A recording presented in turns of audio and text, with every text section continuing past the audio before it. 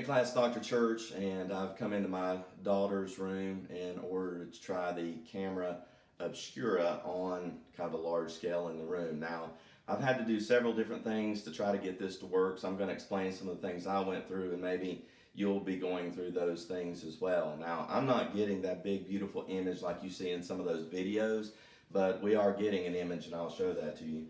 The first thing that I did was I chose this room because it only has one window, so I didn't have to like black out multiple windows, and it's a fairly small window. The problem is, like, it doesn't look out over anything all that interesting, just some woods in my backyard. But I took a piece of cardboard and then I just taped it around the edges and fit it to my window, and that worked pretty well. Now, the other thing I did too was I wasn't 100% sure on what size the hole would be. So I just cut a hole in the window or in the cardboard here that would be able to take light in from outside. And then I took a piece of aluminum foil and taped it over here. And then I started altering the size of my hole.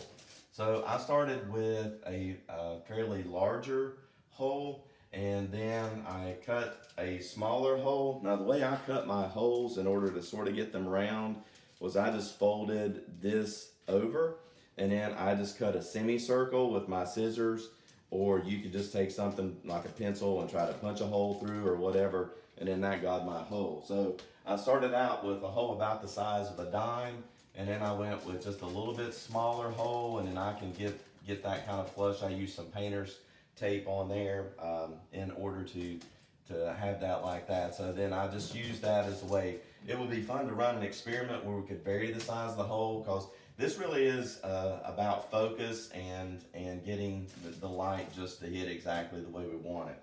So once I had all that done, then it was time to turn off the lights and see what happens. So this is kind of what I got. I was like, well, this doesn't seem to be working all that well. James, you can sort of pan around the room a little bit and just see that it's dark, and then come back to me. I don't know if you can see me at all, but I noticed that I had a bit of an image here on the side. And so the next thing I did was, and you'll probably need to come over here. James, my son, is doing photography for me. I came over here and I held up some paper.